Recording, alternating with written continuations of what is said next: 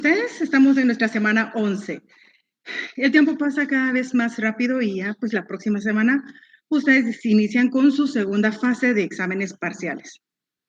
Supongo, bueno, sí creo que el mío no lo tienen el siguiente sábado, sino que hasta el próximo. Y como nada, estamos ya desarrollando nuestra semana número 11. Cada uno de los temas que hemos venido viendo ha sido un repaso y ha sido como que una retroproyección de los cursos o del curso anterior. He tratado de hacer bastante énfasis en cada una de las clases desarrolladas acerca de la importancia de la forma en que se debe trabajar una escena de crimen. El éxito de lo que nosotros buscamos, y básicamente es el éxito que uno busca, es el que se encuentra establecido en el artículo 5 del Código Procesal Penal, los fines del proceso. En otras palabras, es tratar de buscar esa verdad histórica de los hechos. No importa a quién le beneficie, sino que sencillamente que salga a luz la verdad. Y esta verdad va a ser, pues, ahí sí que finalizada o confirmada mediante una sentencia, ya sea condenatoria o absolutoria. Curso de métodos y técnicas de investigación criminal 2, tanto como el 1, van muy de la mano con derecho penal y procesal penal. ¿Por qué? Porque en el debate es donde se va a ver realmente la calidad de trabajo que se hizo en su momento, la forma en que se procesó la escena, la forma en que se trabajaron y se obtuvieron los indicios, las evidencias y la prueba. O sea, no es solo, ay, sí, yo recogí bien un indicio, pero si no se ofreció bien, entonces, aunque haya sido bien trabajado desde el principio, al final no le va a servir porque no se ofreció correctamente. Siempre lo he dicho, considero de que la universidad, no sé si esa fue no sé, su línea en algún momento, las casas de estudio, eh, preparan profesionales, por ejemplo, algunas universidades en cuanto a temas mercantiles, otros en temas penales, tienen un producto líder, le digo yo, y yo considero de que aquí, porque como se les va trabajando mucho penal desde el tercer semestre, hasta el 10º, porque de una manera indirecta estamos viendo derecho penal en este curso, métodos y técnicas de investigación criminal, 1 y 2. Entonces, llevan bastante reforzada, o si no es que pues un dominio bastante amplio de los códigos y de la práctica. O sea, lamentablemente ahora como estamos por la situación, ustedes no van a poder procesar una escena del crimen en forma pues real, en forma verdadera. Y eso era lo que se calificaba en los exámenes finales, ver cómo desde el inicio, ¿verdad? El acordonamiento hasta el procesamiento, el levantamiento de los indicios, la fijación de los indicios, el embalaje de los indicios, la forma en que se trabajaba el cuerpo, porque regularmente las escenas del crimen, cuando se hacían en clases presenciales, el bien jurídico tutelado que se trabajaba era la vida y la integridad de la persona. Pero bueno, hoy no se va a poder, así que tendremos que sujetarnos a la pura teoría, a los exámenes, que si ustedes se dan cuenta, yo desconozco cuáles sean las preguntas que vienen, pero de las posibles preguntas, me gusta darles varias respuestas que ustedes tienen que meditar, que tienen que analizar. Que si se van a responder en forma rápida, existe mucha posibilidad de que se equivoquen. Es mucho análisis. Y yo quiero que ustedes desarrollen ese sentido del análisis, no solo para este curso, sino para cada uno de los cursos o para el curso más difícil que tenemos que vivir a diario, que tenemos que cursar a diario, mejor dicho, y en la vida. O sea, tenemos que ser muy analíticos, de forma rápida, de forma casi que inmediata, analizar, pensar y decir o reaccionar a este pensamiento, ¿verdad? Eso es lo que yo busco. Para hoy, semana 11, el tema que voy a desarrollar es beneficio de colaboradores eficaces. Es necesario que tengan a la mano, por favor, su ley contra la delincuencia organizada. Una ley que ya vimos el semestre pasado. Hoy lo vamos a ver desde un punto de vista un poco más específico. Y es el tema de los colaboradores eficaces. Espero que al menos a ustedes no les suceda. En mi caso, yo me pongo como ejemplo, en forma personal. Y eso que yo trabajaba en el Ministerio Público.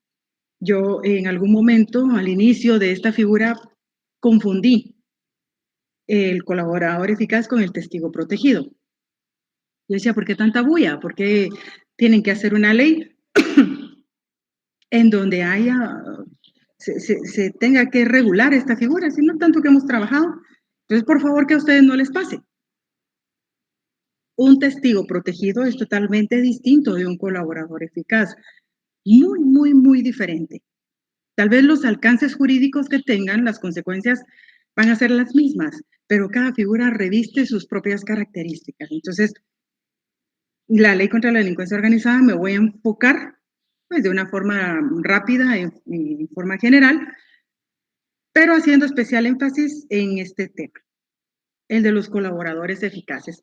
Así que, pues sin más preámbulo, agradezco la presencia de cada uno de ustedes, la atención que me presten, y el objetivo de esta clase es, como ya se los he mencionado, realizar un repaso y análisis de la ley contra la delincuencia organizada.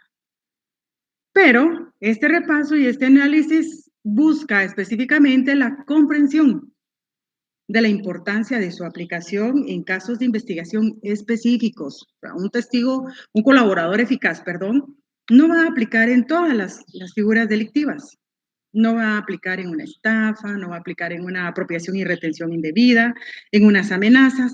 No, hay delitos específicos en los que es necesaria esta figura. Por la magnitud de los casos, la ley permite o acoge la intervención del colaborador eficaz. ¿Por qué? Porque los casos van a ser resueltos precisamente por la intervención de los colaboradores.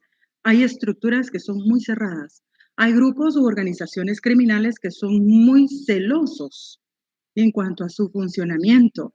Y entonces, por lo mismo, ese pacto de lealtad que tienen ellos no le permite a las autoridades poder desbaratar esta estructura o poder desarticular esta estructura. Entonces, es necesario buscar ese eslabón más débil, ese eslabón que nos pueda abrir la puerta para poder evitar que este grupo de personas continúe afectando bienes jurídicos tutelados. O sea, son casos de mucho impacto. Lamentablemente, yo se los digo por experiencia, he trabajado en procesos de mayor riesgo. Creo que sí, en clases pasadas vimos las competencias, o sea, como las jerarquías que hay entre los juzgados.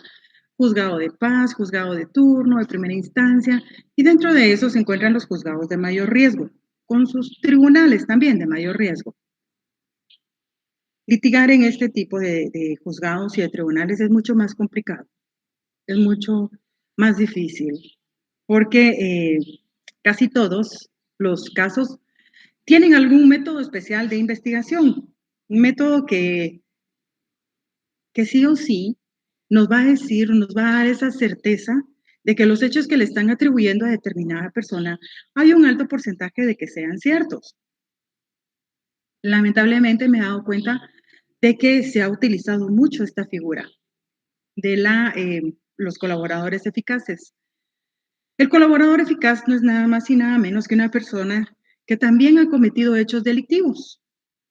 Esta es la diferencia entre un testigo protegido y un colaborador eficaz. El testigo protegido, como la palabra lo dice, es esencialmente un testigo.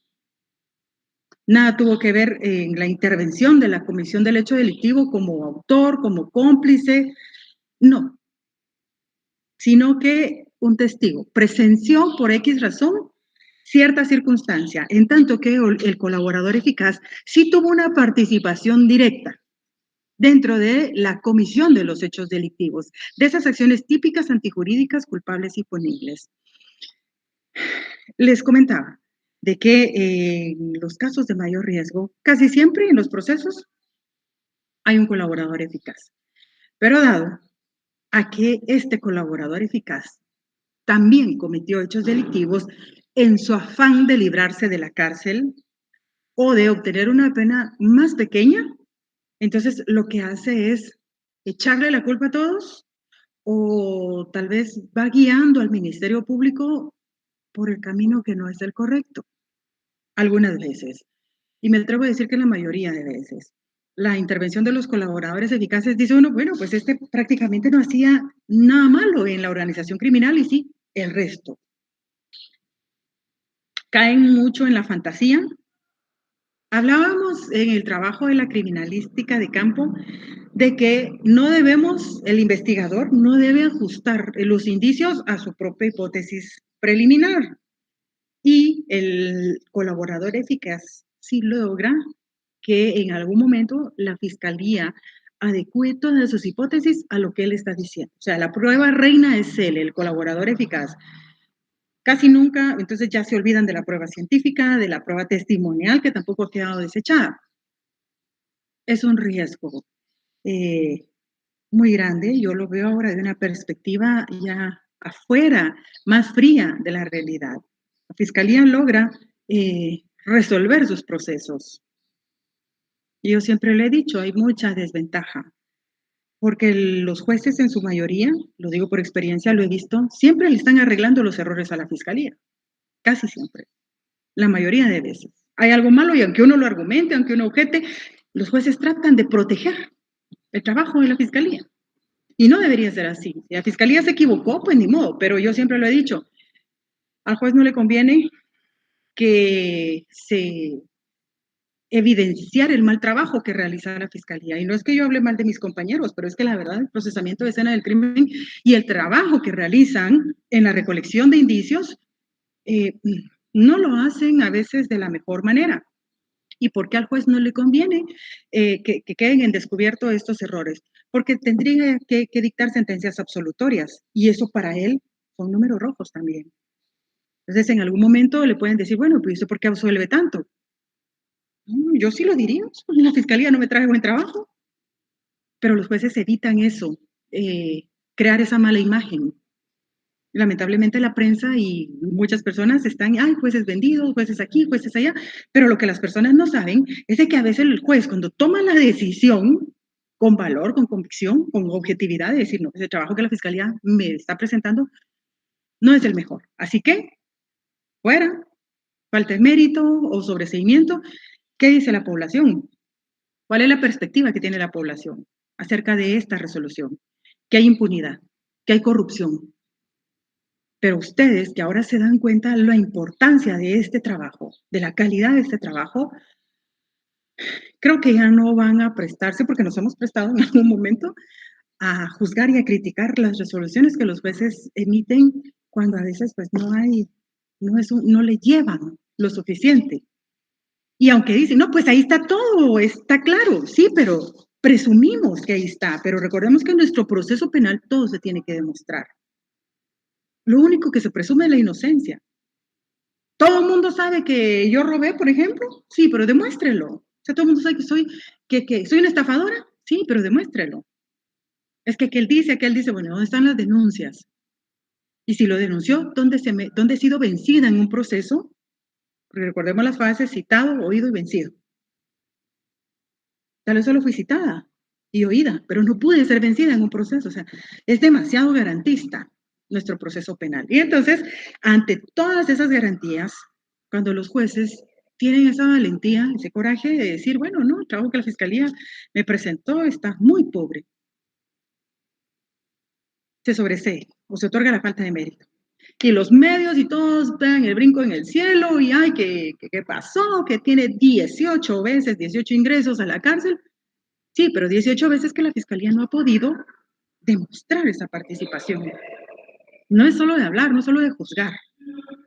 Entonces, eso es lo que los jueces a veces quieren evitar, manchar su imagen. Entonces, bueno, le arreglo la plana a la fiscalía y pues santos en paz. Pero no es lo correcto. Voy y retomo el tema porque pasa con los colaboradores eficaces. Encuentra uno un montón de errores, un montón de situaciones que no fueron o no se debieron trabajar de esa forma, pero los jueces lo aceptan. ¿Por qué? Porque es necesario darle a las respuestas a la población acerca de un caso. Pero si ustedes se dan cuenta, el caso de la línea, que es un caso bastante antiguo, hay colaborador eficaz.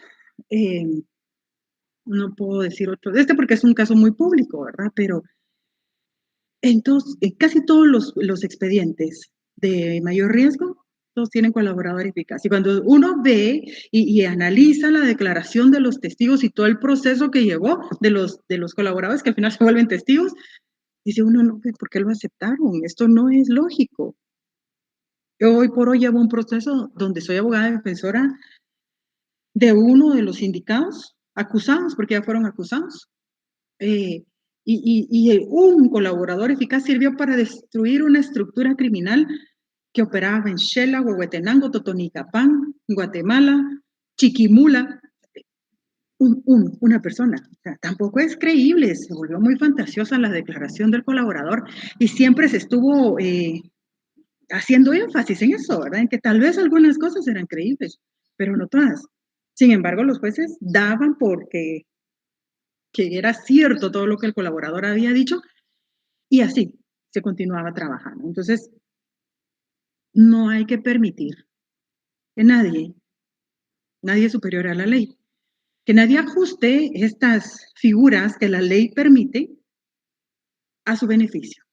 Y no estamos buscando un beneficio personal, sino un beneficio profesional o laboral. ¿Por qué? Pues yo tengo que dar resultados. Miren, ese gran caso son, ¿qué? 30 cajas de aquellas donde uno guarda cositas. El expediente son 30 cajas y pues yo tengo que dar una respuesta, tengo que dar una solución. Y ya encontré a alguien que me va a hablar y con esto me voy. No es solo de trabajar de esa forma, sino que queden nuestras conciencias, ustedes que como yo lo he dicho, son esas futuras, esa generación muy próxima que va a entrar a batear. Esa generación que me va a ver cuando yo sea bien viejita y entre a los juzgados, ahí está la licenciada, y ustedes van a ser jueces, ustedes van a ser magistrados, o cuando uno les pida audiencia, mire, disculpe, ¿puedo hablar con el señor juez o con la señorita jueza? Y cuando ya lo vean ustedes, espero que apliquen esa objetividad. Así que bueno, siempre digo que voy a entrar rápido a la clase, al tema, pero es para que darles tiempo a ustedes, que se sienten, que se sirvan su cafecito, que busquen su ley. Vemos que la figura de colaborador eficaz se encuentra plasmada en el decreto número 21/2006, que es la delincuencia contra la ley contra la delincuencia organizada, perdón. Ya vimos en la clase pasada cómo surgió, cuál fue la necesidad de su creación, cuando fue publicada en el Diario Oficial, cuando entró en vigencia en el país, 2007. Entonces, pues es una ley relativamente nueva y fue hasta en el año 2011, mediante la Instrucción General número 10-2011, de la entonces fiscal general Claudia Paz y Paz Bailey, que ella pues quiso, porque como les digo, nosotros éramos trabajadores del Ministerio Público, pero era una figura nueva para nosotros y que en algún momento podía ser confundida con el testigo protegido. Entonces vino la fiscal y se percató, o sus asesores se percataron de este punto débil de los trabajadores. Y entonces decidió girar la instrucción general de uso de aplicación a nivel república. ¿Cuál era el asunto de esta instrucción 10/2011? Instrucción general para la aplicación de los beneficios por colaboración eficaz en la persecución penal de la delincuencia organizada, regulado en el decreto 21/2006, modificado y adicionado por los decretos 17 y 23 de 2009. En la fecha que esta instrucción es del 28 de noviembre del año 2011. O sea, es hace 10 años que giraron esta instrucción. La ley entró en vigencia en el 2007, 8, 9, 10, 11. 4 años después, vimos que pues costaba un poquito entender la figura, en qué casos se iba a aplicar. Entonces ya esta instrucción nos venía a aclarar, o nos vino a aclarar un poquito más del sentido, del espíritu de la ley. En el por tanto de esta instrucción, nos dice que en uso de las facultades legales establecidas en el artículo 251 de la Constitución Política de la República de Guatemala, en los artículos 1, 2, 3, 11, numerales 1, 2 y 7 de la Ley Orgánica del Ministerio Público y los artículos 5 y 8 del Código Procesal Penal, formula la siguiente instrucción general para la aplicación de los beneficios por colaboración eficaz en la persecución penal de la delincuencia organizada. Generalidades. El objeto de la instrucción. La instrucción tiene por objeto establecer y regular los procedimientos específicos referidos a la aplicación del beneficio por colaboración eficaz en la persecución de los delitos atribuidos a los integrantes y o participantes de las organizaciones criminales, de acuerdo a lo establecido en la Ley contra la Delincuencia Organizada y sus reformas. En adelante, la instrucción va a denominar a la ley LCDO, o sea, sus iniciales, ¿verdad? Ley contra la Delincuencia Organizada. Entonces, lo que buscaba esta instrucción era ya regular cómo en forma administrativa dentro del Ministerio Público se tenía que dar forma respetando los parámetros de esta ley. La finalidad de la instrucción, la colaboración eficaz, es una herramienta de investigación que confiere ciertos beneficios políticos, criminales, cuya finalidad es enfrentar y erradicar la delincuencia organizada. Por tanto, las instrucciones deben interpretarse conforme dicha finalidad y dentro del marco legal correspondiente. Entonces, vemos aquí que lo que se busca, tanto la ley como la instrucción, es establecer y aplicar esta herramienta de investigación, porque no es cualquier herramienta, se va a aplicar específicamente en casos que van a ser investigados, pero no en cualquier grupo. No tenemos que confundir una cuadrilla con un grupo ya de esos de la ley, grupo delictivo organizado u organización criminal. No estoy segura si no estoy segura, por favor no me van a malinterpretar, creo que van a tener un segundo laboratorio. No recuerdo si ahí les pedí que por favor vieran la diferencia entre cuadrilla, lo que regula el Código Penal, y grupo delictivo organizado u organización criminal del artículo 2 de la Ley contra la Delincuencia Organizada. Si no va en el laboratorio, porque como a veces hay tanto y uno quisiera poner tanto, pero es muy poquito el contenido de ese laboratorio, sería bueno que ustedes lo analizaran, ya para tener una perspectiva propia, para tener pues, por cultura general, ¿verdad? Para saber que hay una diferencia. ¿Y por qué les menciono esta diferencia? Porque aquí, en esta instrucción, en el numeral 2, la finalidad nos indica que la colaboración eficaz es una herramienta de investigación que confiere ciertos beneficios político-criminales. ¿Con qué fin? Enfrentar y erradicar la delincuencia organizada, no la delincuencia común. Nosotros podemos ser, bueno, me pongo de ejemplo yo, podemos ser, que yo les invite a ustedes, no sé, a 3 más, a que se unan a mi grupo y que vayamos a, no sé, a cometer estafas diciendo que una persona se ha ganado un pick-up y $50,000 y que pues tiene que depositar tanto en su cuenta. Sí, vamos a hacer una estructura, vamos a hacer, o sea, un grupo bien organizado. Pero ¿será que tendríamos ya el calificativo de grupo delictivo organizado? ¿O sencillamente estaríamos actuando en cuadrilla? Que es una de las agravantes, de esas circunstancias que modifican la responsabilidad penal. Sí lo recuerdan, ¿verdad? Hay que tener esa diferencia, por favor, tienen que saber diferenciar. ¿Cuándo va a ser un grupo delictivo organizado u organización criminal? Y aquí, en este tipo de estructuras, de estos grupos, es donde únicamente va a caber esta figura del colaborador eficaz.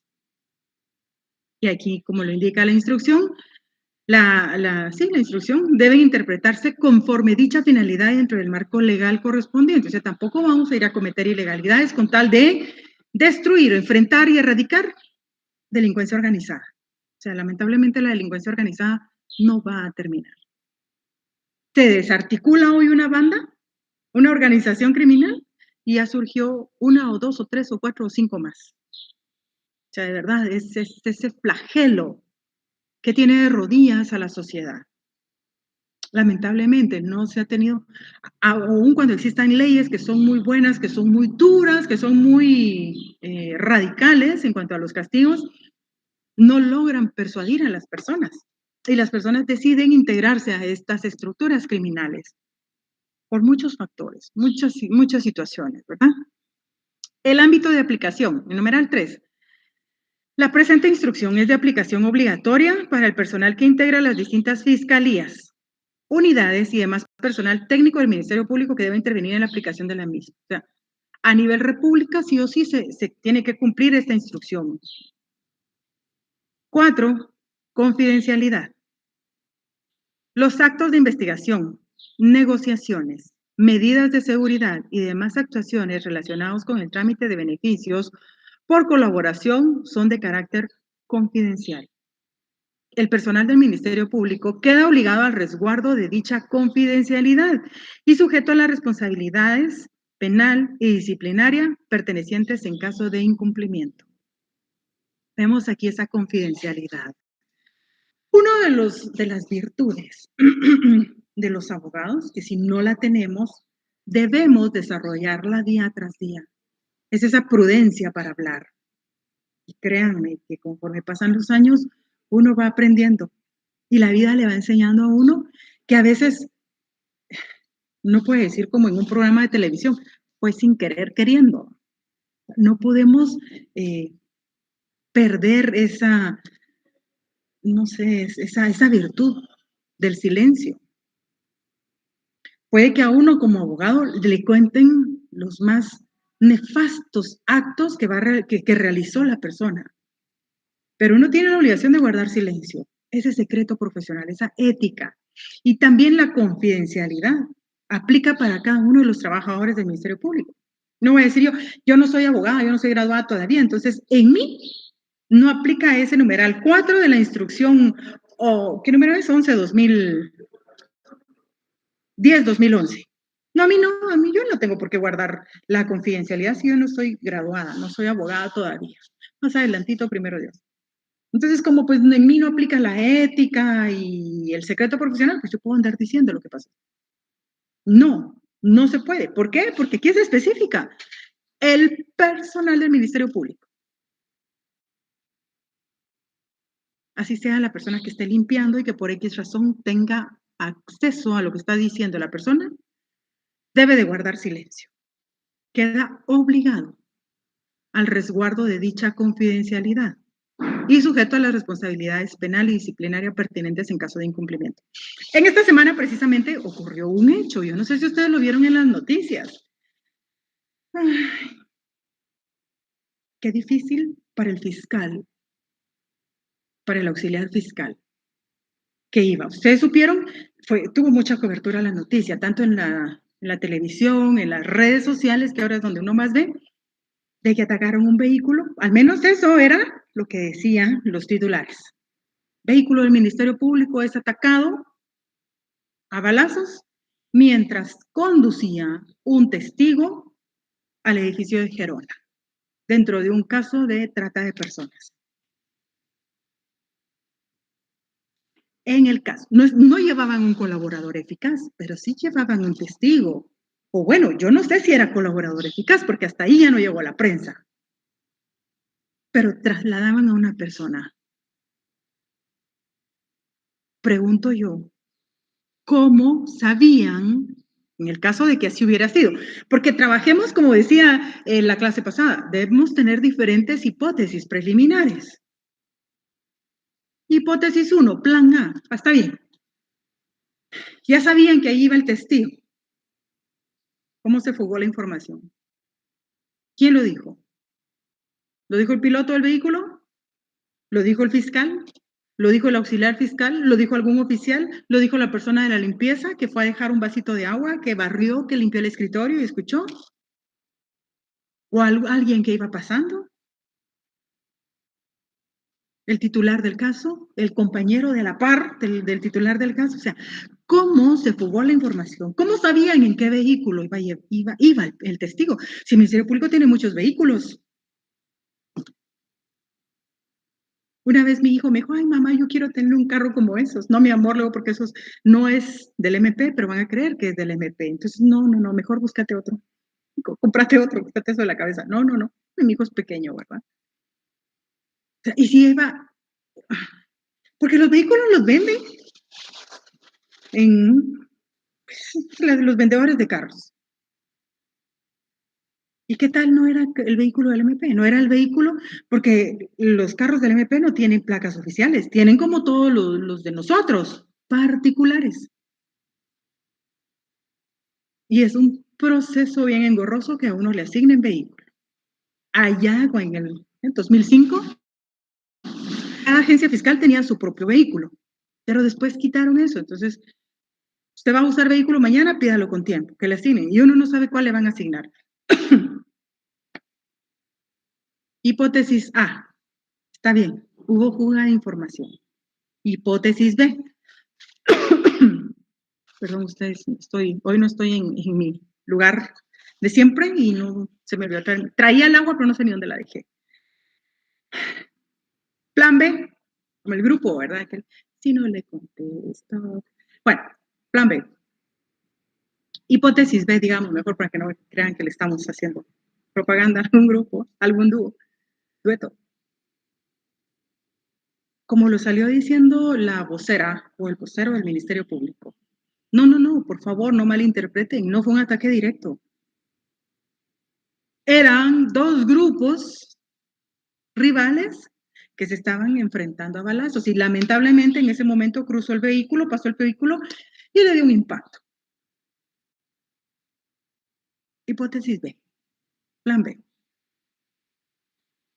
¿Puede ser posible? Claro, claro, si las balaceras aquí en Guatemala están a la orden del día.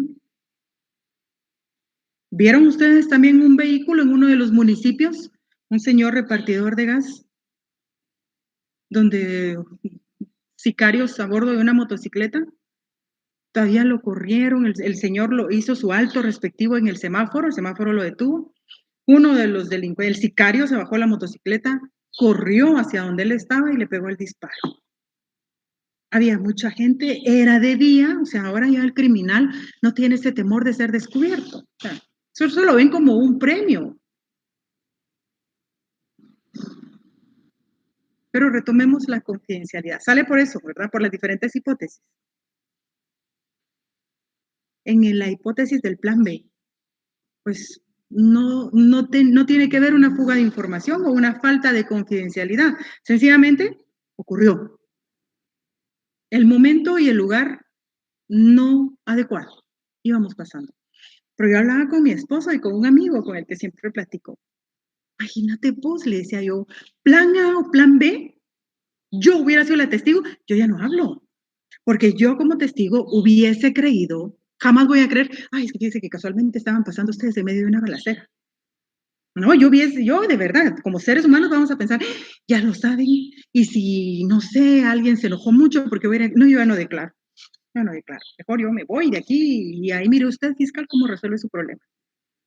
Por eso les digo, yo de verdad sentía mucho a quien iba en el vehículo, al mando de este proceso. O sea, pobre el piloto, pobre el testigo, pobre quienes iban, pero más pobre el fiscal, el auxiliar, que tiene que guardar la calma, que tiene que proteger al testigo, que tiene que resolver en ese momento, dar una instrucción, ver qué se hace. Bueno, tirémonos al suelo, acelere o quedémonos, o sea, ¿qué va a hacer? ¿Cómo va a decidir en ese momento? Hay muchas posibilidades, pero sobre todo convencer al testigo de que no era para él. No era para nosotros, vamos, hagamos nuestra diligencia, tómese su vasito de agua, su traguito de agua y continuemos con la diligencia. O sea, convencer a la persona, al testigo o al colaborador, porque no sé qué figura era la que le iban a dar, de que continuáramos con lo que ya se había planificado, que era su declaración. Entonces, la importancia de la confidencialidad. Y aquí indica en esta circular, en esta instrucción, que quien no cumpla con estos parámetros de confidencialidad va a ser sujeto a las responsabilidades, pero no solo disciplinaria, sino también la responsabilidad penal, pertinente en caso de incumplimiento. Ya una responsabilidad disciplinaria dice uno, bueno, en el peor de los casos me quitan el caso, me quitan el trabajo. Pues ni modo, ¿verdad? Yo abrí la boca, yo ya sabía, entonces asumo las consecuencias. Pero ¿y las penales? ¿Cómo va a enfrentar las responsabilidades penales? Y si de verdad escapó de las manos, no hubo fuga de información ya por parte de uno, sino que de alguien más. Porque sí ocurre a ustedes, sí ocurre, pasa. La fuga de información, ya sea a propósito o en forma culposa, le digo yo, por imprudencia, por negligencia. Puede haber fuga de información, pero ya en un caso de estos, donde su colaborador eficaz o el proceso se ve afectado, no puede decir usted, ay, disculpe, me puede sujetar a proceso, pues si es, no sé, asesinato, que sea asesinato culposo, porque pues yo no tuve la culpa. No puede alegar eso. Aquí no aplica eso. Tiene que ser muy, muy correcto y muy cuidadoso de esta confidencialidad. Vamos. ¿Cómo surge o cómo surgió la figura del colaborador eficaz? Aquí está el enlace de donde yo saqué esta información. www.cc.org/history /invertido index. Ahí está. Page, la colaboración eficaz. ¿Puedo decir mis palabritas en inglés? La figura surge por la preocupación de combatir el crimen organizado de los Estados miembros de Naciones Unidas, por lo que firman la Convención de Palermo el 12 de diciembre del 2002. El convenio tiene como objetivo que los países impulsen medidas legislativas que contribuyan al combate, desarticulación, juzgamientos y erradicación de los grupos de la delincuencia organizada, expresa una experta de la CICIG. Vemos aquí cuál era la esencia. No era mala, o sea, la creación de una CICIG no era mala, aunque sí era tal vez un poco vergonzoso para Guatemala, porque estaba aceptando que su ministerio público no daba la talla para poder combatir, desarticular, juzgar y erradicar.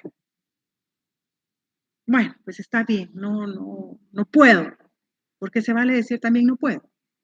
Lo hice, lo intenté, pero no pude, algo me falló. Entonces necesito ayuda, necesito apoyo. Muy bien, le vamos a crear una entidad ya a nivel internacional que le va a ser gente muy capacitada. Y no estoy diciendo que sea muy capacitada, porque en sus inicios, por parte de nosotros trabajadores del Ministerio Público en aquel entonces, existía mucho rechazo para la CICIG. Y eso que éramos trabajadores del MP.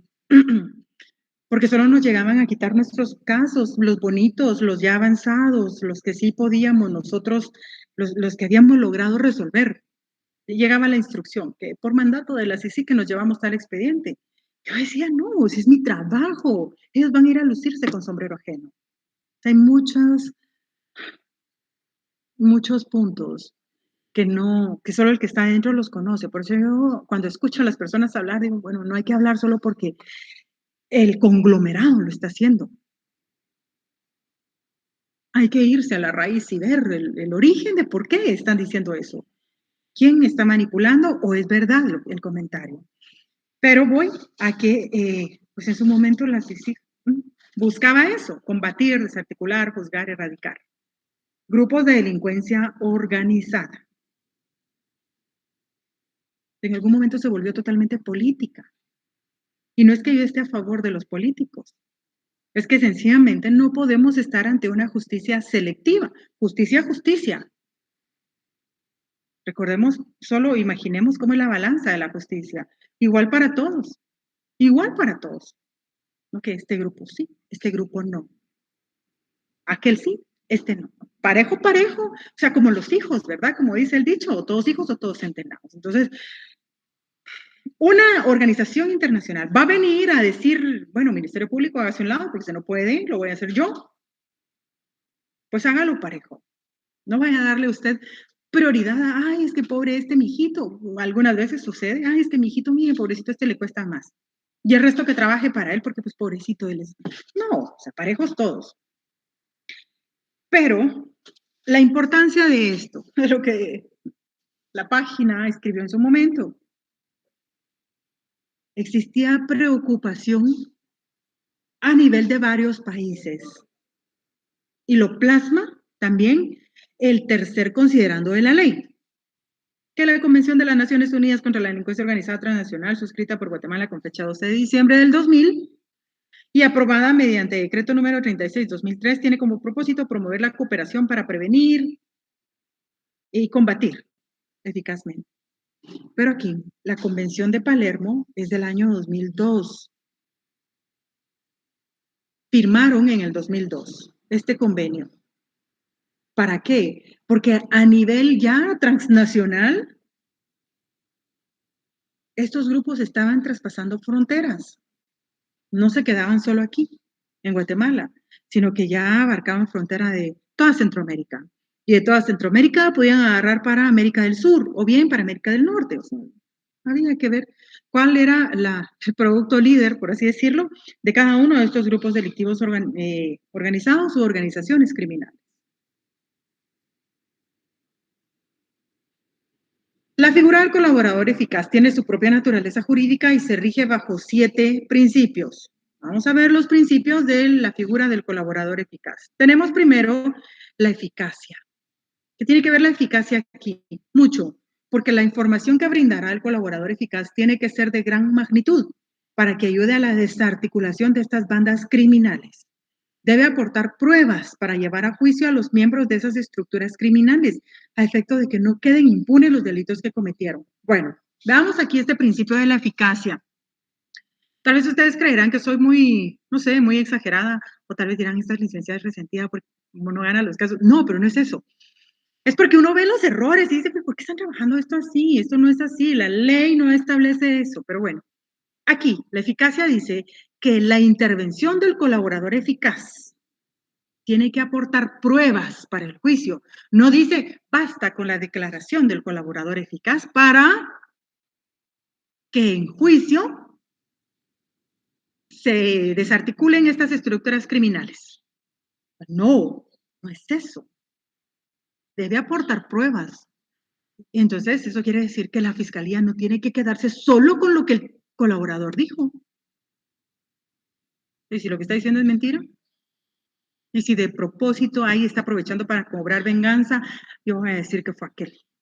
¿Qué me hizo aquello? Y lo jalo. Y dan por cierto. ¿Por qué? Porque como es colaborador eficaz, él sabe lo que hace, él sabe lo que dice, y es cierto lo que dice. Pero le han cambiado toda la estructura de esta configuración de la figura. Y aquí dice que este principio, esta figura, debe aportar pruebas para llevar a juicio a los miembros de esas estructuras criminales. O sea, va a llevar a juicio a la mayor parte de integrantes. ¿Para qué? Pues lo que todos buscamos, que sean juzgados y que sean sancionados por los delitos que cometieron, que no queden impunes, que no quede esa sensación de impunidad, de que, bueno, tanta bulla y no hacen nada. Lo hablábamos también en clases pasadas. Otro principio. Oportunidad. La colaboración eficaz debe obtenerse de manera oportuna para capturar a los miembros y cabecillas de la organización, así como obtener decomisos de los bienes obtenidos como producto del delito. La colaboración eficaz debe obtenerse de manera oportuna. O sea, no ya cuando hayan hecho de todo. Ay, me voy a volver colaborador eficaz. Ah, ya llené mis caletas, por así decirlo. Voy a ser colaborador eficaz ahorita. No, tiene que ser en el momento oportuno. ¿Por qué? Porque debe de impedir la continuidad de la comisión de hechos delictivos. Y debe también obtener comisos de los bienes obtenidos como producto del delito. Comisos. ¿Qué es esto del comiso? ¿Sí saben ustedes qué es comiso? Ay, ¿dónde está el comiso? Aquí, en la Ley contra la Delincuencia Organizada.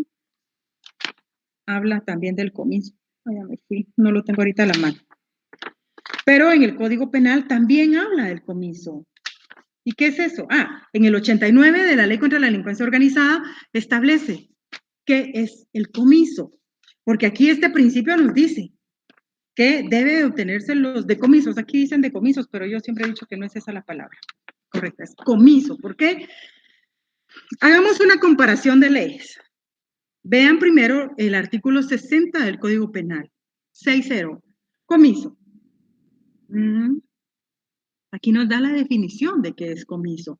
El comiso consiste en la pérdida a favor del Estado de los objetos que provengan del delito o falta y de los instrumentos con que se hubiere cometido, a no ser que pertenezcan a un tercero no responsable del hecho.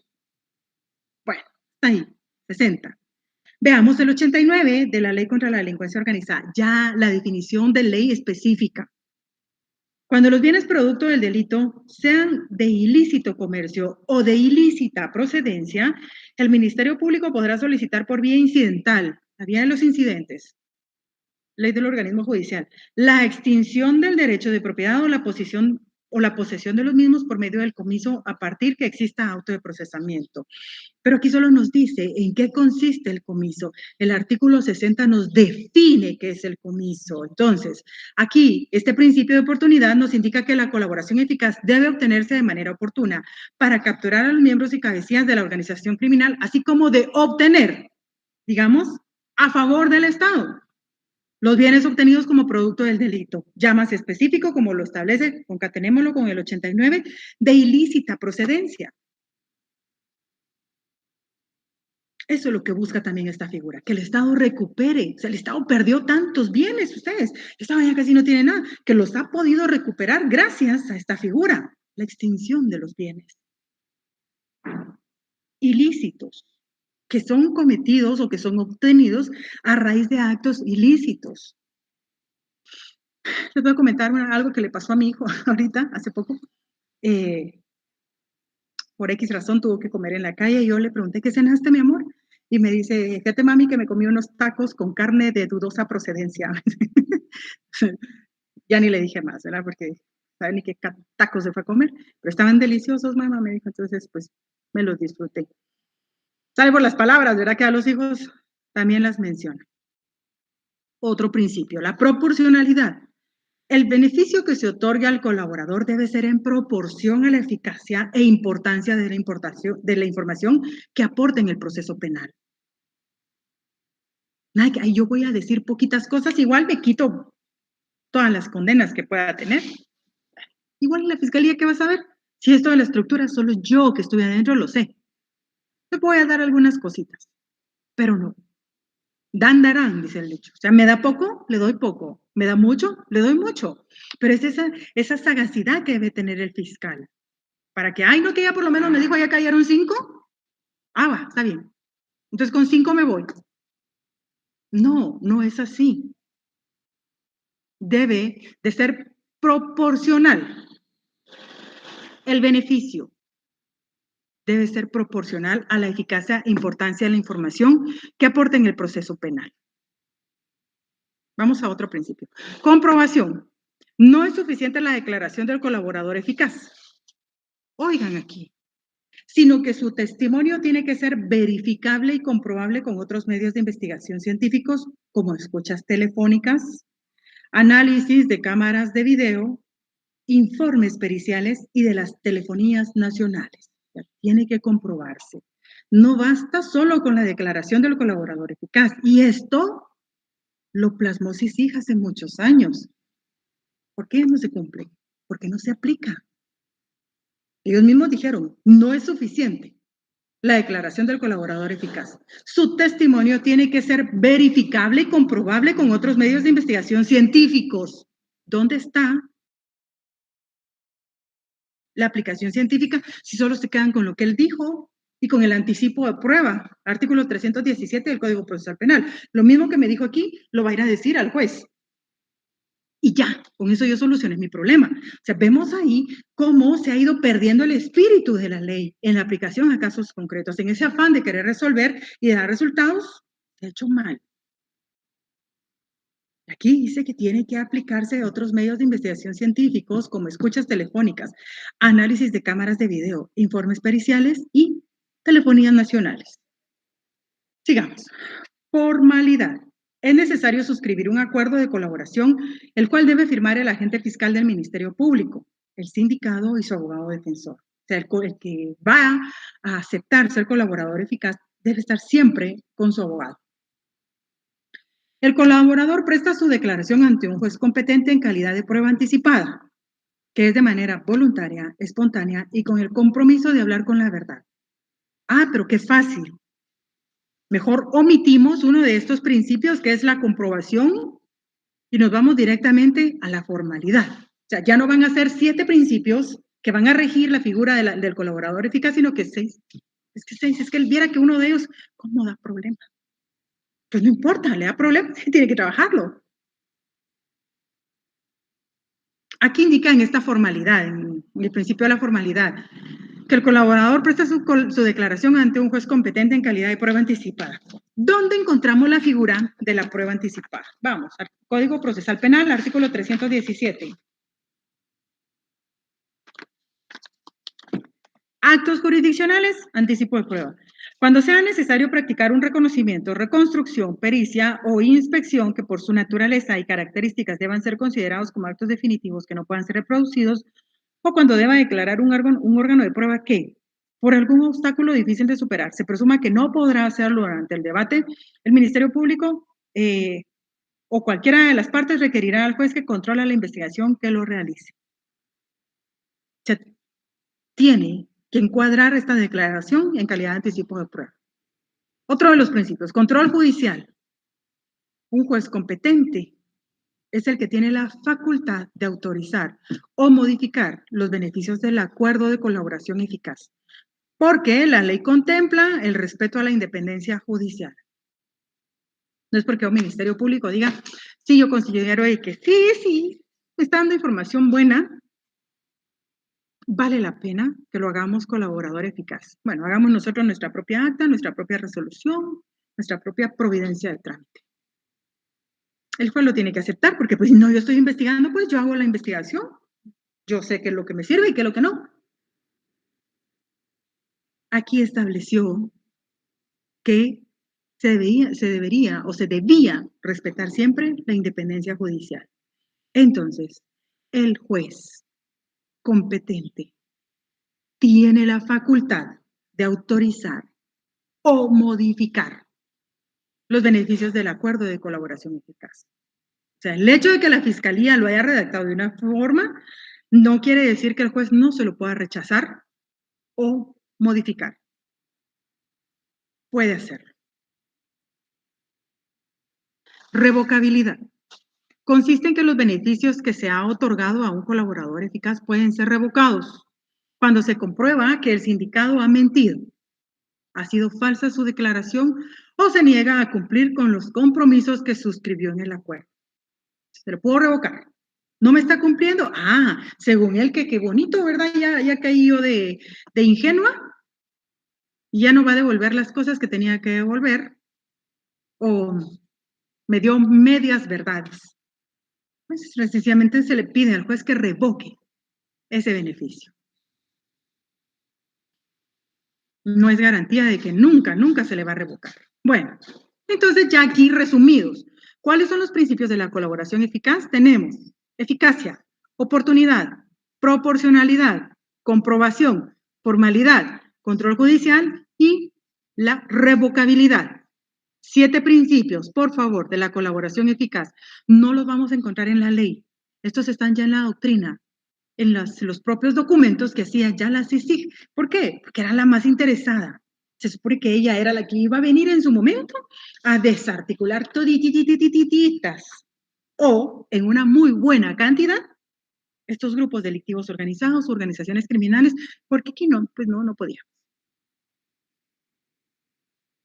Estos son los 7 principios que dijo, sobre los cuales iba a trabajar. Pero hoy por hoy vemos que se trabaja en 6 y en algunos casos que le convengan, no en todos. O sea, se los digo no porque yo esté, o sea, no sé, negativa, pesimista, pero he visto la forma en que ellos trabajan, así que solo quiero ver si puedo pasar ya lista. Creo que estamos. Hay más alumnos ahora que el sábado pasado. Esta figura era letra muerta, colaborador eficaz, pese a que se aprobó en el 2006 para combatir el crimen organizado y fue 3 años después de que la normativa se convierta en ley positiva cuando se aplicó en una de las investigaciones de la CICIG, como fue en el caso del abogado Rodrigo Rosenberg, 2006. Y fue hasta en el 2009 que por primera vez se aplicó este beneficio. ¿Y en qué caso? O sea, deben de saberlo ustedes por cultura general también. Ah, sí, ahí sí sabemos que está la ley contra la delincuencia organizada. Y pues sí, está la figura del colaborador eficaz. ¿Pero de qué año es la ley? No sé. ¿Cuándo entró en vigencia? No sé. Cuando fue la primera vez que se aplicó la figura del colaborador eficaz, hay menos, pero no sé. Yo solo sé que ahí está. Y si tengo necesidad de aplicarla, la aplico. No, no podemos ser así. Debemos de estar muy preparados. Debemos de ser de aquellas personas con las que de verdad uno se apasiona hablando. Yo no sé si a ustedes les ha pasado que a veces hay abogados con los que uno disfruta la charla, porque son muy preparados, muy conocedores. Leen, estudian, o le dicen, mira, ya leyó tal libro, fíjese que en tal libro, pero si lo compara con este otro, va a ver que hay ciertas diferencias. Y viera, o sea, con esas personas tiene que platicar uno para crecer también en el conocimiento. Y ustedes deben hacerlo. Ahorita, por lo menos, no restarle importancia a esos detalles de antecedentes de la ley. No solo cómo surgió, su ley, su fin, su objetivo, sino cuándo se aplicó por primera vez aquí en Guatemala. El propio documento de la CICIG indica, era letra muerta. 3 años después se aplicó en este caso. Yo no sé si ustedes, 2009, 19, 20, 21, hace 12 años, como diría mi sobrina, cuando yo era pequeña, no sé, ustedes eran muy jovencitos tal vez no les importaba en ese tiempo, no les interesaba, pero hoy pueden buscar ustedes caso Rosenberg y les va a dar todo lo que pasó y se van a dar cuenta ustedes de la forma en que fue trabajado. ¿Cuántos fueron sujetos a proceso penal siendo inocentes o a quienes la duda les beneficiaba, quienes no soportaron llevar esta carga de estar sujetos a un proceso penal y prefirieron privarse de la vida, o sea, ellos mismos?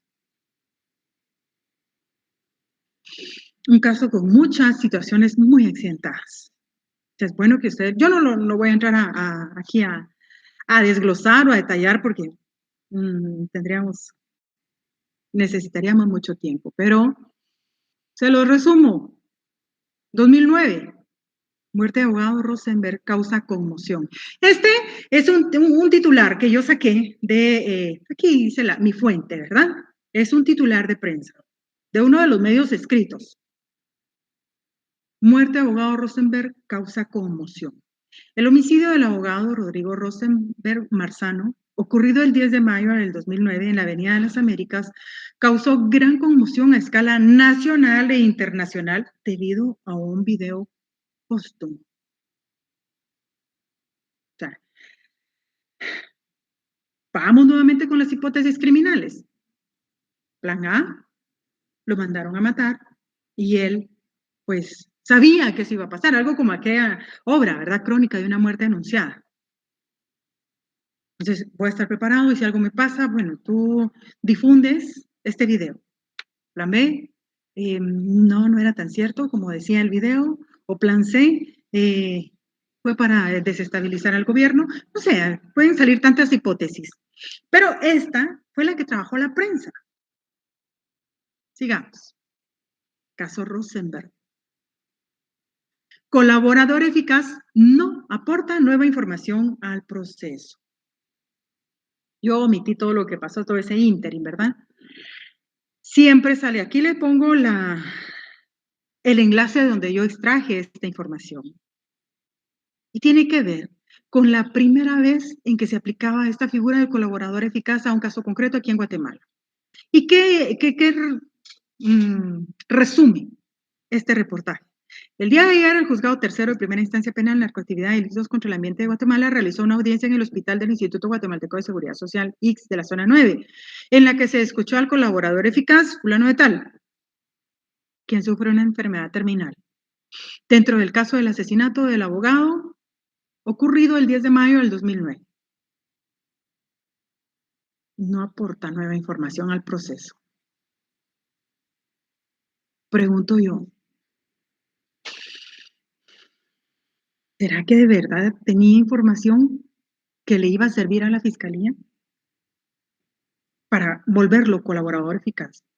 ¿O fue alguien que quiso aprovecharse de las circunstancias, plan A, plan B, quiso aprovecharse de las circunstancias, ganar notoriedad?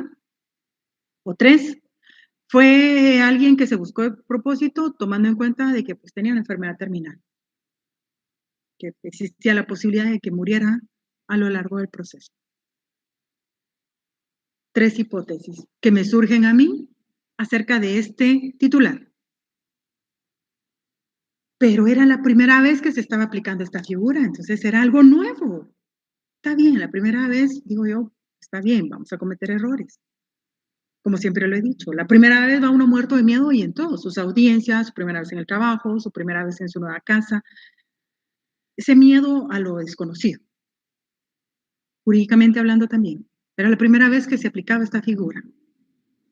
Nadie nos había dicho cómo, ni siquiera había una instrucción general que nos dijera cómo lo teníamos que hacer. En la instrucción surgió años después. Y aquí estamos en el 2009. O sea, no se sabía cómo. Pero vemos que desde el principio la figura no ha sabido ser bien explotada. Colaboración en la persecución penal de la delincuencia organizada. Artículo 90, Ley contra la delincuencia organizada. Derecho penal premial. La persona que ha participado en un hecho delictivo, sea o no integrante de un grupo delictivo organizado que preste ayuda o colaboración eficaz para la investigación y persecución de miembros del grupo delictivo organizado, podrá recibir los beneficios de la presente ley. O sea, es ese premio, se le va a premiar, porque, pues aunque cometió un delito, lo vamos a beneficiar. Si usted nos ayuda a desarticular esta organización criminal, ayúdenos y le ayudamos. O sea, se le premia. Como yo decía, le decía a mi amigo, porque me decía, ay, es que fíjate vos que me regañaron. Pues era obvio, le dije, no, y te iban a dar una tu medalla de honor al mérito por lo que hiciste. Ay, pues aunque sea mi diploma, me decía él. Bueno, 91, Ley contra la delincuencia organizada. Ámbito de colaboración eficaz. Se considera colaboración eficaz la información que proporcione el colaborador que permita cualquiera de los resultados siguientes. Y entre uno de las literales está la A, que es evitar la continuidad y consumación de delitos o disminuir su magnitud. Es la primera. Considero que la más importante, por eso la pusieron primero. Eso es lo que se busca, que con la información que proporcione, básicamente, se evite la continuidad de consumación de delitos, o al menos que disminuyan su magnitud. Conocer las circunstancias en que se planificó y luego C, identificar a los autores, D, identificar a los integrantes, E, averiguar el paradero o destino de los instrumentos, bienes, y F, la entrega de los instrumentos, efectos o ganancias o bienes productos de la actividad ilícita de las autoridades competentes, a las autoridades competentes, o sea, el comiso. Pero la A, evitar la continuidad. Beneficios por colaboración eficaz. Salvo los delitos a los que se refiere el artículo 25 de la presente ley, se podrán otorgar los siguientes beneficios por colaboración eficaz. Si el juez autoriza ese convenio de colaborador eficaz, me pueden dar un criterio de oportunidad o la no persecución penal o el sobreseimiento. Van a cerrar mi causa y yo quedo libre de todo esto. Sí, quedo libre de mi proceso, pero tengo toda una organización criminal en contra mía. Dice, la rebaja de la pena en 2/3 partes a quien se encuentre cumpliendo condena. O sea, si ya fue condenado y dice, bueno, no importa, pero en adelante decide convertirse en colaborador eficaz, como ya fue condenado, ya no podemos darle el beneficio de criterio de oportunidad porque pues ya fue vencido en juicio. Pero bueno, entonces como ya no puedo hacer nada, le voy a rebajar 2/3 partes de su pena. Son los beneficios. Criterio de oportunidad, la no persecución penal o sobreseimiento y la rebaja en 2/3 partes de la pena si ya está cumpliendo condena. Los beneficios regulados en el presente artículo no se otorgarán a los jefes, cabecillas o dirigentes de organizaciones criminales. Un jefe, cabecilla o dirigente no puede ser colaborador eficaz. Artículo 93. Beneficios para otros colaboradores. A las personas que de conformidad con el Código Penal participen como cómplices en la comisión de los delitos, se les podrá otorgar los beneficios que establecen las literales C y D, C y D, del artículo anterior, el 93. Creo que aquí puse, y C, perdón. Voy a corregir aquí las literales, ahí está. A y C. ¿Cuáles son las literales? A, el criterio de oportunidad, y C, la rebaja de la pena en 2/3 partes. Esos son los beneficios. ¿Qué diferencia hay entre ser autor y este del 93?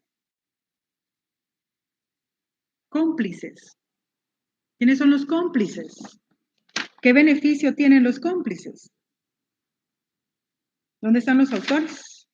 ¿Quiénes son, se consideran responsables en la comisión de los hechos delictivos?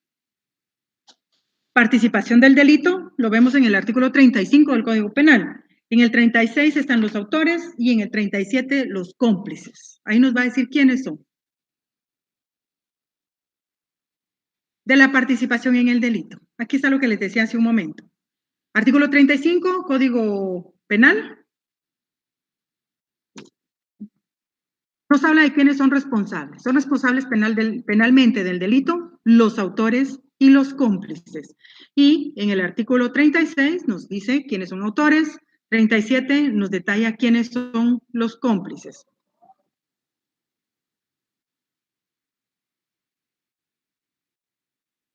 Artículo 94, parámetros para otorgar beneficios. Se tendrá en consideración el grado de eficacia o importancia de la colaboración, en concordancia con la entidad y el grado de responsabilidad en el delito.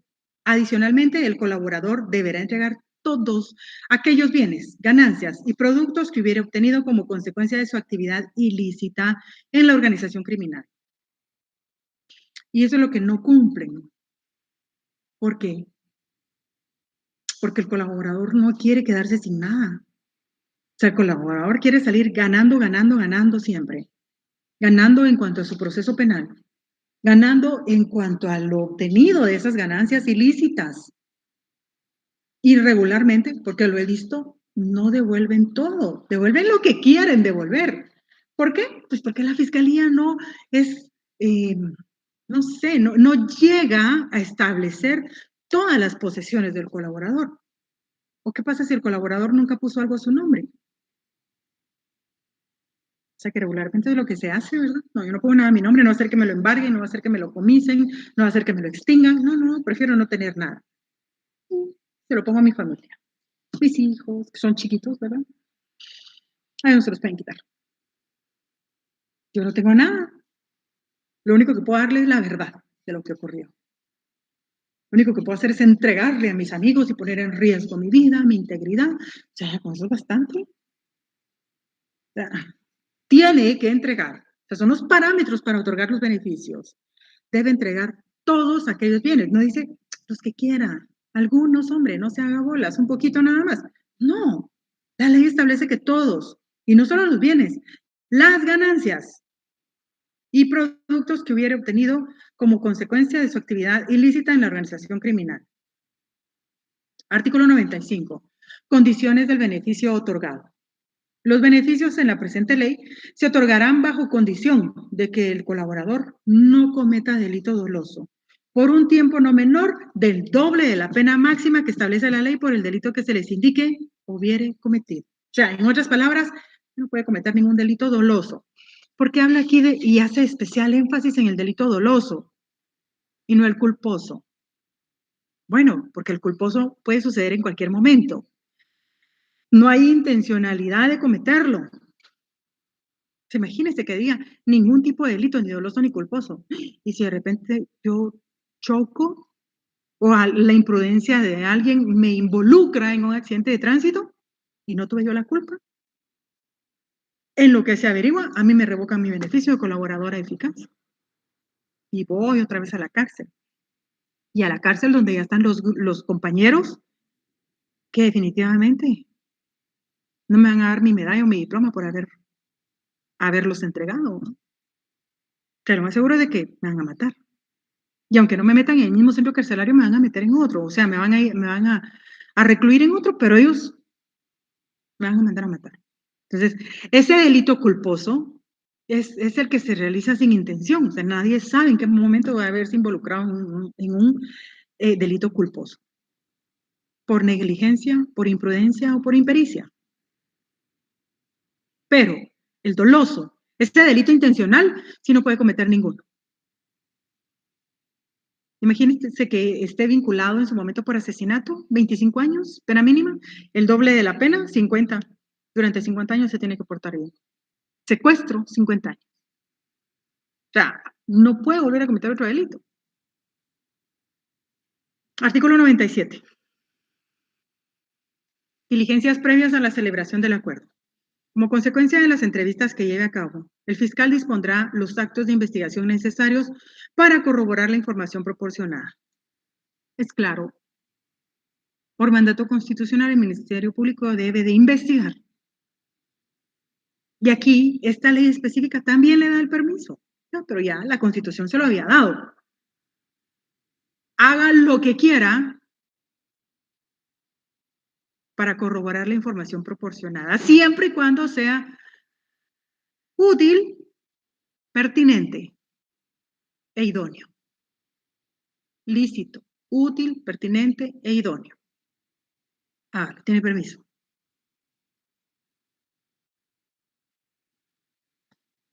Digamos. 98.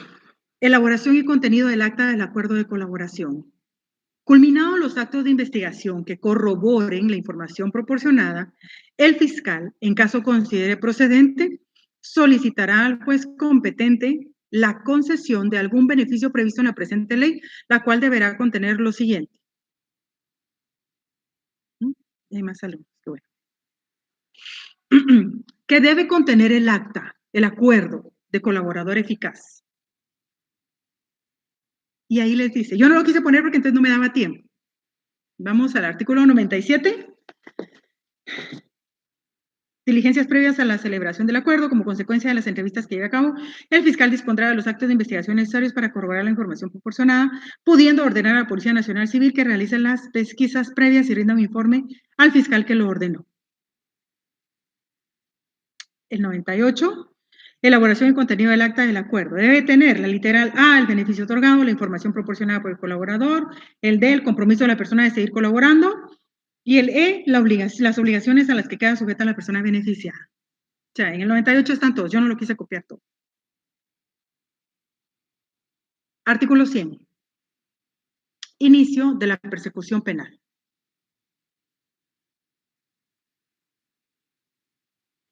Si de la formación proporcionada se establecen indicios razonables de participación delictiva de las personas señaladas por el colaborador, el fiscal deberá proceder conforme a un plan previamente diseñado a iniciar la persecución penal en contra de las mismas.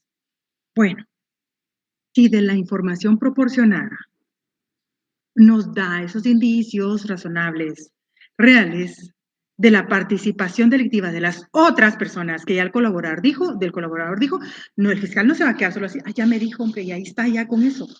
No, debe diseñar un plan, ¿para qué? Para evitar la continuidad, o al menos disminuir la comisión de hechos delictivos. O sea, debe iniciar la persecución penal en contra de estas personas, de quienes ya ha hablado el colaborador. Si no, el colaborador va a hablar por gusto. 102. Obligaciones a imponer al colaborador eficaz. Cuando se concedan los beneficios previstos en la presente ley, se impondrán al beneficiado una o varias de las siguientes obligaciones. O sea, no es de que solo así, bueno, ya. No, se le obliga a algo. A presentarse periódicamente ante las autoridades, reparar los daños ocasionados, no acudir a determinados lugares, prohibición de portar armas de fuego, salvo que se considere necesario por su propia seguridad. En caso de ser necesario adoptar alguna identidad distinta que permita una mejor colaboración, devolver los bienes producto de la actividad ilícita, no salir de determinada circunscripción territorial sin previa autorización judicial. Algo muy parecido a las medidas sustitutivas del Código Procesal Penal, solo que aquí no son medidas sustitutivas. son obligaciones que se le van a imponer al colaborador una vez que se le han conseguido los beneficios previstos en la ley. O sea, ser colaborador eficaz, ya no le vamos a seguir o a procesar penalmente, se le va a aplicar un criterio, o se le va a sobreseer o se les va a rebajar las 2/3 partes, pero usted también tiene que obligarse a esto. Y ahí está, ahí especifica. Artículo 105, cómputo final. A los beneficiados por colaboración eficaz que hayan sido condenados o se encuentren cumpliendo pena de prisión, se les deberá realizar el cómputo de la pena, tomando en cuenta las rebajas establecidas en la literal C del artículo 92 de la presente ley, las 2/3 partes. Se le va a rebajar, se le va a disminuir las 2/3 partes. Artículo 25, numeral sexto de... 6 iba a decir. Artículo 25, numeral sexto del Código Procesal Penal. El criterio de oportunidad. Y ahí hay un párrafo en el que establece que el Ministerio Público podrá abstenerse de ejercitar la acción penal en los casos siguientes. Texto. El criterio de oportunidad se aplicará por los jueces de primera instancia obligadamente a los cómplices o autores del delito de encubrimiento que presten declaración eficaz contra los autores de los siguientes delitos. Y le dice cuáles. O sea, el Código Penal también habla de la declaración eficaz, esa figura. ¿Y quién va a declarar eficazmente? El colaborador eficaz. Así de sencillo.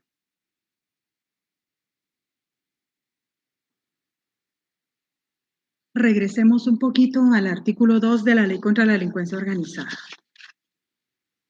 ¿Qué es lo que va a buscar la figura del colaborador eficaz? Desarticular los grupos delictivos organizados u organizaciones criminales. Eso es la esencia de la figura. Desarticularlos. Evitar que sigan cometiendo delitos. O en tanto se logra su desarticulación, su destrucción como grupo bien organizado, bueno, que no cometan tantos delitos, o sea, que vayamos disminuyendo, ya, este grupo está matando 5 taxistas diarios, 10 conductores de buses, está matando recolectores de basura. Tenemos que bajar esos índices de muerte. Eso es lo que busca. Y recordemos que es un grupo delictivo organizado u organización criminal. Para efectos de la presente ley se considera grupo delictivo organizado u organización criminal a cualquier grupo estructurado de 3 o más personas, que exista durante cierto tiempo y que actúe concertadamente con el propósito de cometer uno o más de los siguientes delitos. Sí, nos da un abanico de delitos. Bueno, ¿cuáles de estos delitos? Vemos que son los más complejos. Son muy, ¿cómo decirles? Muy cotidianos. Tenemos aquí de los contenidos en la ley contra la narcoactividad, tránsito internacional, siembra y cultivo, fabricación o transformación, comercio, tráfico y almacenamiento ilícito, promoción y fomento, facilitación de medios, alteración, expendio ilícito, receta o suministros, transacciones e inversiones ilícitas, facilitación de medios, asociaciones delictivas, procuración de impunidad o evasión. Casi todos los de la ley contra la delincuencia organizada, menos la posesión para el consumo. El delito de posesión para el consumo no es considerado que va a ser cometido por un grupo delictivo o una organización criminal. No. Luego de los contenidos en la ley contra el lavado de dinero. Delitos muy duros ustedes, muy difíciles. Y del diario vivir, que ocurren sí o sí en todos lados. Ley de migración. Vemos que en la actualidad, en los medios, están dándole duro al tráfico de migrantes. O sea, que desarticularon una banda hace poco, también lo vieron en la prensa, en las noticias salió, medios escritos, prensa escrita, que desarticularon una banda que se dedicaba al coyotaje, transporte ilícito de personas hacia otros países. O sea, también aplica la ley contra la delincuencia organizada. Ley para prevenir y reprimir el financiamiento del terrorismo y algunos delitos del Código Penal, no todos. Vemos peculado, malversación, concusión, fraude, colusión, prevaricato, evasión, cooperación en la evasión culposa, más que todo, estos delitos que pueden ser cometidos por empleados o funcionarios públicos. O sea, trató de abarcar todo. De verdad, la ley en su inicio no fue mala. Su aplicación selectiva es lo que yo siempre discuto. Y no solo de esta ley, de muchas más. La ley es la ley, pareja. Por eso tiene los ojos vendados la dama de la justicia. Por eso es importante que cuando ustedes se gradúen, pidan a alguien, ay, que te voy a regalar tu fiesta. Mejor regálame mi dama de la justicia y la fiesta. No van a creer que se va a librar de la fiesta. Debemos de tener una dama de la justicia para recordarnos constantemente, día tras día, de que la justicia es ciega. Y es ciega porque se va a aplicar a quien sea. ¿Quebrantó esta ley? Lástima. Lo hubiera pensado antes. No puede alegar ignorancia. Ay, es que yo no sabía. No. Se aplica parejo. Y la balanza tiene que ser cabal. Como decía Don Quijote a Sancho. Si la inclina hacia un lado o hacia otro, que sea por el peso de la misericordia y no por el de la dádiva. Yo creo que fue Don Quijote el que dijo eso. Ustedes no sé. La cosa es de que alguien dijo eso. Eso es lo importante de este tema. Que sepamos quién es un grupo delictivo, qué delitos específicos son los que puede cometer. Es ahí donde radica la diferencia entre grupo delictivo organizado, organización criminal y cometer un delito en cuadrilla. Depende de qué hecho, qué tipo penal cometió. Bueno, veremos. Hablábamos que lo que diga el colaborador eficaz debe ser sustentado con otros medios de investigación, no solo con lo que él dice y ahí se queda. Hablaba de posibles escuchas telefónicas y bueno, eso fue lo que mencionó él específicamente en ese informe que rindió en su momento. Pero vemos que los métodos de investigación especial no son únicamente las interceptaciones telefónicas. Tenemos las operaciones encubiertas, tenemos las entregas vigiladas y, no menos importante, las interceptaciones telefónicas. Hace años yo llevé un método. Espero que por favor, porque yo no mucho con la tecnología, espero que se pueda reproducir. Quiero que ustedes escuchen esto.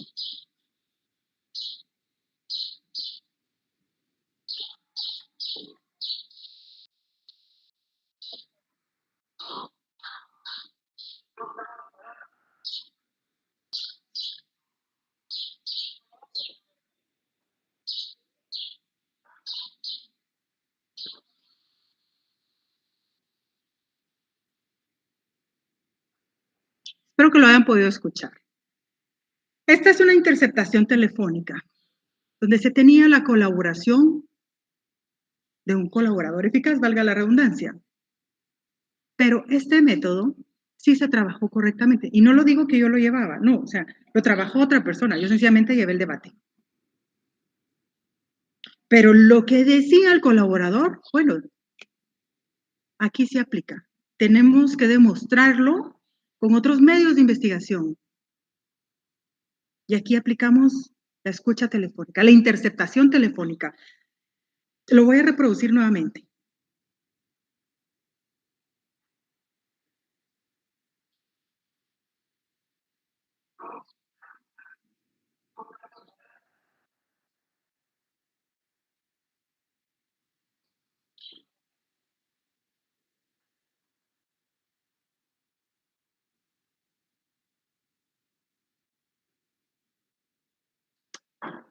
Aquí ellos estaban hablando de ir a atacar a transporte, a buses del transporte colectivo.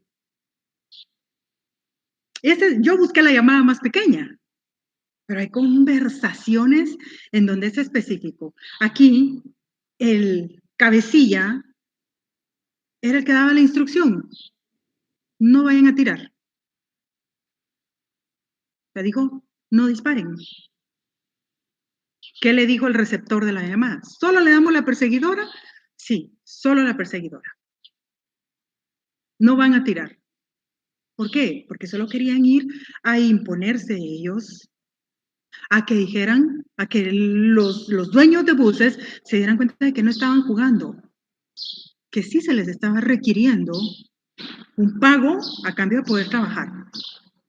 Y esto fue lo que el colaborador dijo. Y se comprobó con esta interceptación telefónica. ¿Pero qué creen ustedes? ¿Será que el receptor le hizo caso al cabecilla? No, no. Fueron a disparar. No cumplió con lo que su líder le dijo. O sea, aquí hay más llamadas, todo, es toda una serie de interceptación de llamadas telefónicas y todo se escuchaba. Yo por eso siempre tengo miedo al teléfono. Y no es porque yo esté hablando algo malo, porque hablan no sé, todo lo chistoso, lo fuera de lugar que uno habla con las personas que tiene confianza. Usted ni siquiera se está dando cuenta si lo están escuchando. Porque aquí ve usted, no sé si alcanzaron a escuchar en el fondo, hay personas, se escucha ese sonido ambiente. Se los voy a poner una última vez.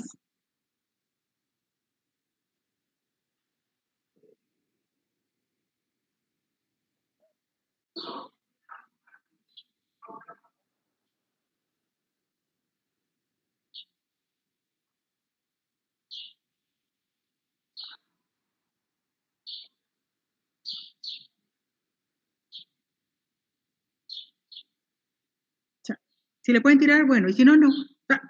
Mejor, al final lo hicieron, dispararon, y en ese ataque murió un seguridad privada, el que cuidaba el predio de los buses. Lamentablemente no se tuvo esa reacción inmediata, pero sí se logró desarticular la banda. Y era o sea, su campo de trabajo era muy grande. No era solo los buses. Yo cada vez que veo que atacaron un camión recolector de basura, me recuerdo de esto, porque ellos, su producto líder, por así decirlo, eran los camiones recolectores de basura. Y el líder o el cabecilla estaba guardando prisión, ni siquiera estaba libre, guardaba prisión. Artículo 51, Ley contra la Delincuencia Organizada. Necesidad e idoneidad de la medida. Se entenderá que existe idoneidad del uso de la interceptación de las comunicaciones cuando, atendiendo a la naturaleza del delito, se puede determinar que la interceptación de las comunicaciones es eficaz para obtener elementos de investigación que permitan evitar, interrumpir o esclarecer la comisión de los delitos ejecutados por miembros de grupos delictivos organizados. Se busca evitar esto. Lamentablemente aquí murió un guardia de seguridad, pero ellos no iban a atacar solo esto, iban a hacer ataques simultáneos. Entonces, de 15 personas que ellos pretendían atacar, era la posibilidad de que existieran 15 o más personas fallecidas, pero solo una. Lamentablemente solo hubo una vida perdida en esa oportunidad, pero se logró rescatar, se logró resguardar la vida y la integridad de los guardias de seguridad privada que estaban en otros predios, de pilotos de buses que estaban por salir a trabajar. Esa es la importancia. Quise yo ponerles este audio para que ustedes vean que de verdad lo que el colaborador diga se tiene que verificar con aplicación. La misma ley le da la salida. ¿Cómo hacerlo? ¿Cómo investigarlo? Así que jóvenes, pues es todo por la clase de hoy. Espero que les haya gustado, espero que les haya interesado. Les deseo mucha suerte en sus exámenes la próxima semana. Agradezco el tiempo prestado. Les deseo un feliz fin de semana. Hasta luego.